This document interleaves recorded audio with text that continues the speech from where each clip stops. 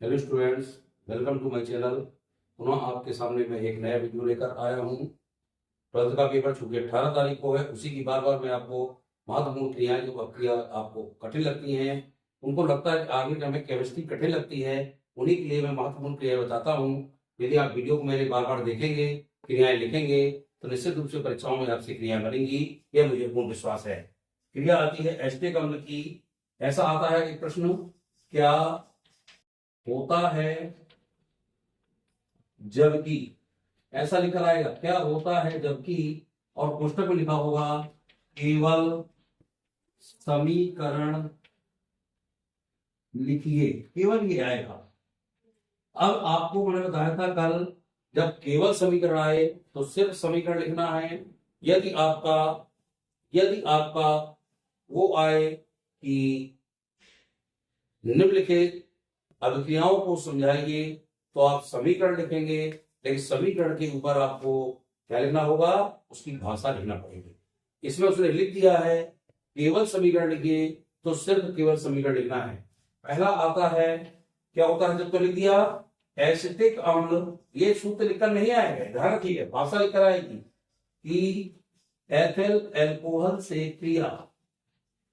मैंने आपको सूत्र लिखा है, लेकिन जो परीक्षा में आएगा तो ऐसा नहीं लिखा होगा, इसमें सीधी भाषा लिखी होगी ऐसी, एसिटिक अम्ल की, अम्ल ऐसा लिखा होगा कि एल्कोहल से क्रिया।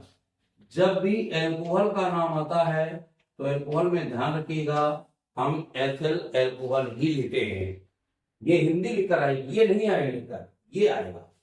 तो फिर यहाँ पर जब आप क्वेश्चन नंबर डाला, आपने पहला समीकरण लिखने के लिए यहाँ उत्तर लिखेंगे, तो उत्तर में आपको समीकरण लिखना होगा। समीकरण क्या है यहाँ, एसिटिक अम्ल।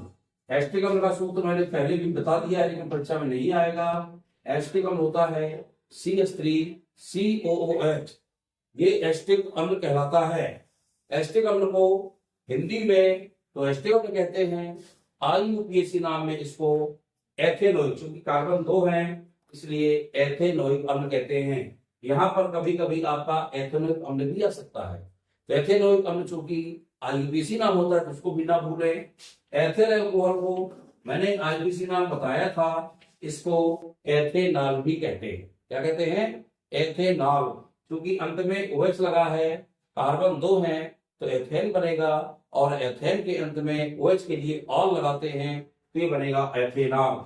जब इसकी क्रिया होती है, ये ध्यान रखिएगा, तो इसका OH और इसका H टूटते हैं, यानी ये टूट करके क्या बना देंगे, H2O बन जाएगा अंत में, और ये पूरा जोड़ दीजिए, देखिए कितना आसान हो गया, CH3COO, और यहां जोड़ दिया C2H5, और पानी का अणु बाहर निकल गया। अब थोड़ा ध्यान दीजिए, ये क्या बन गया, ये बन गया एथिल एसीटेट। आप लिखें या ना लिखें, क्योंकि वो कह रहा है केवल समीकरण दीजिए, तो आपने समीकरण लिख दिया, तो आपको पूरे अंक मिलेंगे, जबकि आपको पता होना चाहिए इसका नाम एथिल एसीटेट है। ये प्रश्न वहां भी आ सकता है, कहां आ सकता है, निम्नलिखित समीकरण को समझाइए।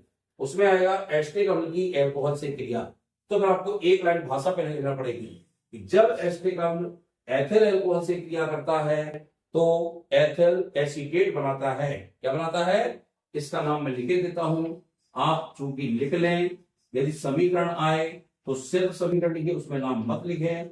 लेकिन मान लो यदि लिखकर आता है क्या, इसकी क्रिया समझाइए, तो आपको भाषा लिखनी पड़ेगी, और भाषा में देना पड़ेगा क्या, कि एथिल एसीटेट बनता है। दूसरा आएगा आपका एसिटिल क्लोराइड, ऐसा लिखकर आएगा, मैं लिखे देता हूं, एसिटिल क्लोराइड। ध्यान रखिए, कल मैंने इसका सूत्र आपको बताया है एसिटिल क्लोराइड का।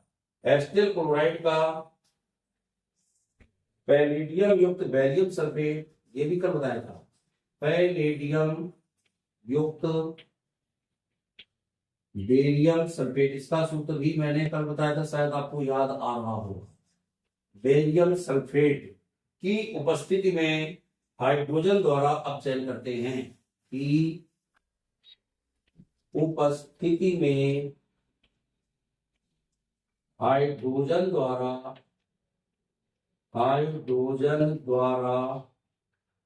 आप इसको भाषा लिखते आइए मेरे साथ। अपचयित करते हैं या अपचयन करते हैं, ये भी आ सकता है, अपचयन करते हैं या अपचयित करते हैं। अब इसका आंसर लिखने के लिए हमें, क्योंकि क्या बताया था, केवल समीकरण दीजिए, तो सबसे पहले हमको सूत्र क्या लिखना पड़ेगा, एसिटिल क्लोराइड का। कल ये मैंने बताई थी रोजन मोड ध्यान करिए, रोजन मोड से पढ़ाया मैंने आपको। एसिटिल क्लोराइड का सूत्र होता है CH3COCl। याद है ना स्टूडेंट्स, कल मैंने आपको रोजन मुंड अपचयन पढ़ाया था, वही अभिक्रिया है। तो उसमें मात्र ये आता है, तो ये आपको पता होना चाहिए कि जब एसिटिल क्लोराइड का अपचयन करते हैं H2 के साथ, ये लिखा है। अपचयन ऐसा भी हो सकता है और अपचयन के लिए हाइड्रोजन भी लिख सकते हैं, लिख सकते हैं। और किसकी उपस्थिति में होना है, पैलेडियम युक्त बेरियम सल्फेट। ये सूत्र तो पता होना चाहिए, शायद कल का सबको याद होगा। पैलेडियम का सूत्र होता है PD और बेरियम सल्फेट होता है BaSO4। इसके साथ जब अपचयन होता है तो अपचयन करके हमने कल बताया था एल्डिहाइड, यानी ये बनाएगा एसीटैल्डिहाइड। ध्यान रखिए, इसका जो एक H टूटेगा इसके साथ जुड़ेगा और Cl के साथ एक H जुड़ेगा, यानी दो है, चाहे ऐसा लिख दो या फिर ऐसा लिख दो, दोनों से कुछ भी, और यहाँ पर बन जाएगा आपका HCl। केवल समीकरण आए तो ये बात लिख देंगे, आपको पूरे अंक मिलेंगे, कोई काटने वाला नहीं है। लेकिन यदि भाषा से लिखना पड़ेगा तो क्या लिखोगे, कल भी बताया था कि जब एसिटिल क्लोराइड का अपचयन पैलेडियम बेरियम सल्फेट की उपस्थिति में कराया जाता है तो एसीटैल्डिहाइड बनता है। ये एसिटैल्डिहाइड, क्या ये एसिटैल्डिहाइड, और इसका आईपीसी नाम, चूंकि इसमें कार्बन 2 है और CHO मूलक लगा है, इसलिए इसको हम एथेन पढ़ेंगे, अंत में अल लगाएंगे तो नाम बन जाएगा एथेनल। सभी को क्लियर हो गया होगा। तीसरी क्रिया में लिखता हूं यहाँ पे बेंजल्डिहाइड को, इसमें लिख रहा हूं, आप भी मेरे साथ नोट करें। बेंजल्डिहाइड सूत्र पता होगा, इसका सूत्र होता है C6H5CHO। लिख लीजिएगा, बेंजल्डिहाइड को 45% यानी 45% NaOH के साथ उबालते हैं, NaOH के साथ उबालते हैं। क्या करते हैं, उबालते हैं, यानी बर्नर में इसको हमें गर्म करना पड़ता है। अब हमें ध्यान रखिएगा, बेंजल्डिहाइड का सूत्र ऊपर से लिखते भी जाए करिए, आप जरूर नोट करें अपनी नोटबुक में। बेंजल्डिहाइड का सूत्र होता है C6H5CHO, इसका नाम है बेंजल्डिहाइड। क्लियर, इसका नाम एक और बेंजल्डिहाइड, एल्डिहाइड चूंकि लगा है तो इसका नाम बेंजल्डिहाइड होगा। अब इसकी NaOH के साथ क्या करना है, इसको उबालना है। उबालना मीन्स गर्म करना, NaOH हमने ऊपर लिख दिया, और गर्म करने का चिन्ह होता है, चाहे यहाँ लिखे गर्म करने पर, या फिर एक चिन्ह होता है डेल का, इसका चिन्ह बनाएंगे, इसका मतलब होता है गर्म करने, क्या होता है, और फिर हिंदी से लिखे गर्म करने पर, नहीं तो चिन्ह याद रखिएगा, ये चिन्ह लगाएंगे, यानी ये उबल रहा है या गर्म हो रहा है। जब इसका गर्म होगा तो ये बनेगा, ये C6H5 हुआ है और CH2 के साथ OH और जुड़ेगा और यहां बनेगा C6H5CH2OH। ये H यहां जुड़ा और OH के साथ हमने जुड़ा तो इसका नाम बन गया बेंजिल एल्कोहल। और प्लस, चूंकि Na बचा है, अभी ये प्लस में है NaOH, तो ये बचा है तो बनेगा C6H5COONA। ये ध्यान रखिएगा। अब C6H5 दो हो गए ना, तो हमें C6H5 क्या लगाना पड़ेगा, 2 लगाना पड़ेगा। अब इसका नाम जानिए, इसका नाम है बेंजिल एल्कोहल। बेंजिल है ना, C6H2 की प्राथमिक है, ये है आपका बेंजिल एल्कोहल, और इसको कहते हैं, सोडियम का नाम पहले आएगा, और इसको पढ़ते हैं बेंजोएट।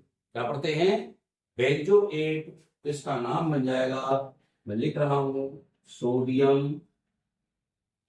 बेंजोएट, इसका नाम सोडियम बेंजोएट, और ये आपका बेंजिल एल्कोहल, बेंजिल एल्कोहल। ये नाम आप लिखते आइए। इसका नाम तो बेंजल्डिहाइड सामने लिखा है, बेंजल्डिहाइड है। ये NaOH, इसको हम सोडियम हाइड्रोक्साइड कहते हैं। ये 3 क्रियाएं महत्वपूर्ण मैंने लिख दी हैं। चौथी क्रिया लिख रहा हूं, ऊपर से आपकी नोट हो गई होगी। मैं यहाँ पर 2 क्रिया लिखा रहा हूं और तीसरी अभी आपके सामने लिखी हुई। आप देखेंगे तीसरी क्रिया के बाद चौथी क्रिया क्या है ये भी देखें, केवल समीकरण में। चौथी क्रिया इसमें नोट करें। चौथी क्रिया लिखी है कैल्शियम फॉर्मेट हुआ, कैल्शियम कैल्शियम फॉर्मेट, इसका सूत्र बता रहा हूं अभी, आप ध्यान रखिएगा। फिर क्या कहता है एवं कैल्शियम एसीटेट के साथ, एवं कैल्शियम एसीटेट एसीटेट के साथ गर्म करने पर, क्या लिखा आएगा, गर्म करने पर या गर्म करते हैं तो क्या होता है जबकि, क्या होता है जबकि। ये देखिए यहाँ पर, यहाँ उत्तर लिखेंगे। अब कैल्शियम फॉर्मेट का सूत्र क्या होता है, कैल्शियम फॉर्मेट, फॉर्मेट होता है HCOO, मैं पीछे बता रहा हूँ आपको, ध्यान रखो यहाँ HCOO माइनस का एक ये कहलाता है फॉर्मेट, क्या कहलाता है स्टूडेंट्स, फॉर्मेट। फिर CH3COO माइनस का एक होता है, इसको कहते हैं एसिडेट, अच्छे समझ लीजिए, ये एसिडेट कहलाता है। एक होता है C6H5COO, इसको कहते हैं बेंजोएट। ये तीन नाम याद रखेंगे तो आप फौरन लिख लेंगे। अब चूंकि कैल्शियम फॉर्मेट है तो कैल्शियम का बैलेंस याद करिए, प्लस का एक होता है, क्या होता है एक, प्लस के दो होते हैं। कैल्शियम Ca है ना, प्लस के दो बैलेंस यहाँ लगेंगे, किसका करेंगे वोल्ट वाइज, और यहाँ लिख देंगे Ca, तो क्लियर हो गया वो सबको। अब कैल्शियम एसीटेट कहता है इसका बैलेंस माइनस है, उसका दो प्लस, तो एसीटेट का यहाँ सूत्र लिख दे CH3CO, यहाँ वोल्ट वाइज करके ये लिखते हैं।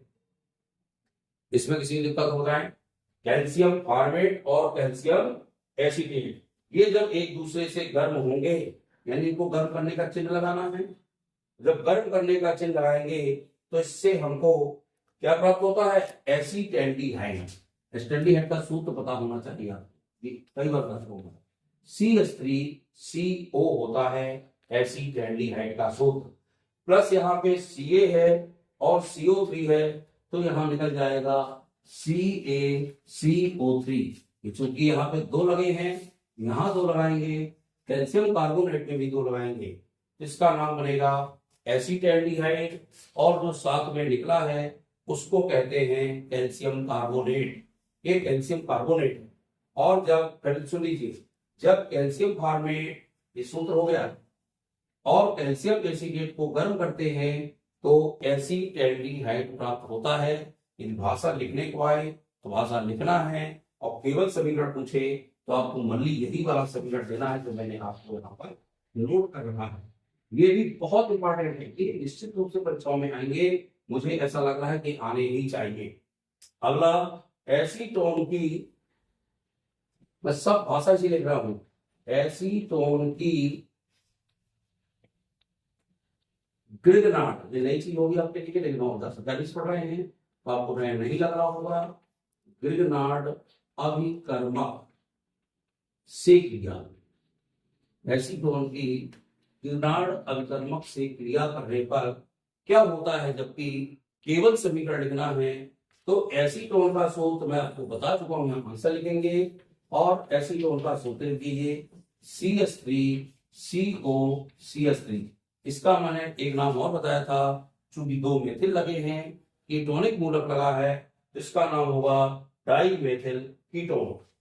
अब ग्रिग्नार्ड अभिकर्मक क्या होता है, यह होता है RMgX।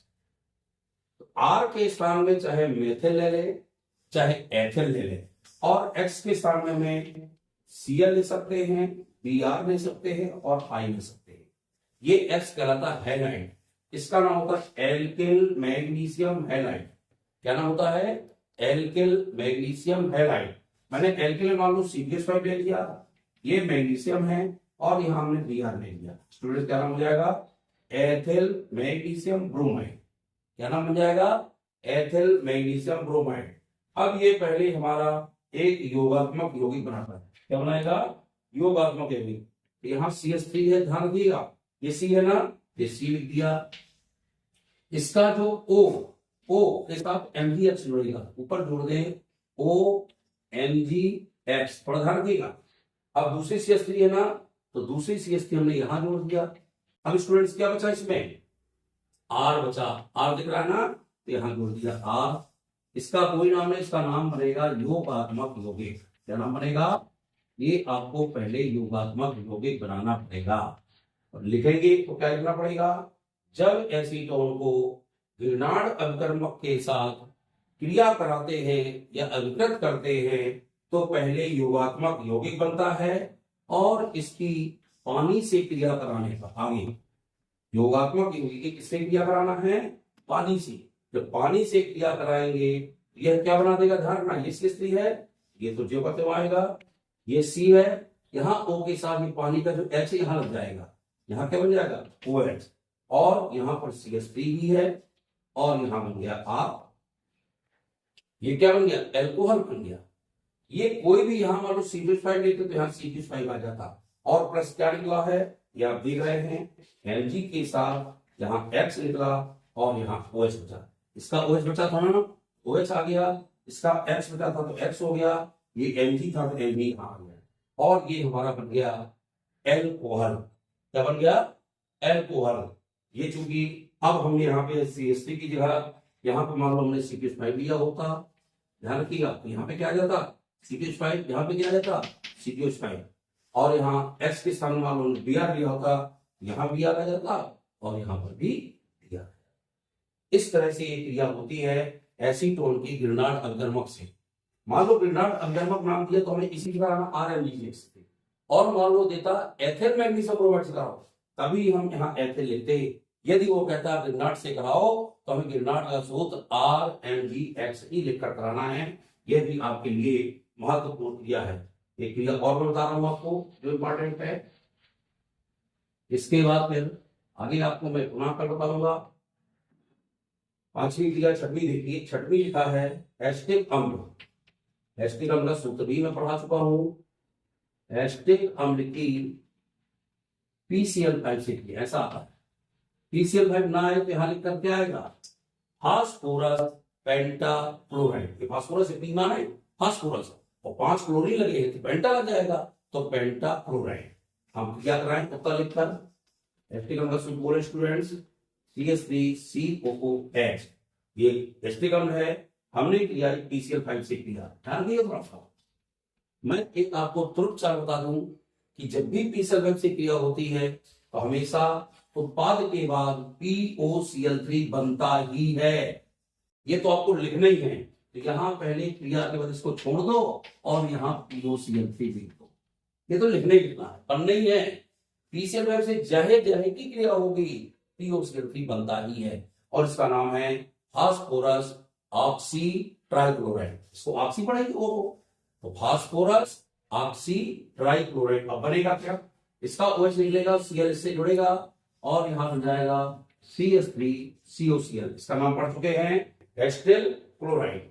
अब देखिए बचा क्या हमारा, 3 1 4 तो क्लोरीन लग गए, एक क्लोरीन बचा, एक H बचा, तो हमें यहाँ पर HCl निकाल देंगे और इसका नाम बन जाएगा एस्टिल क्लोराइड। यदि भाषा लिखने के बाद क्या लिखेंगे, जब एस्टिक अम्ल की फास्फोरस पेंटाक्लोराइड के साथ अभिक्रिया कराते हैं तो एसिटिल क्लोराइड बनता है। अंत में क्या निकलता है ये लिखने की आवश्यकता नहीं है, लेकिन आपको नाम इनकी याद पता होना चाहिए। इसका नाम है फास्फोरस ऑक्सी ट्राइक्लोराइड, इसका नाम है एसिटिल क्लोराइड, ये तो ऊपर ही लिखा है, इसका नाम है एस्टिक अम्ल।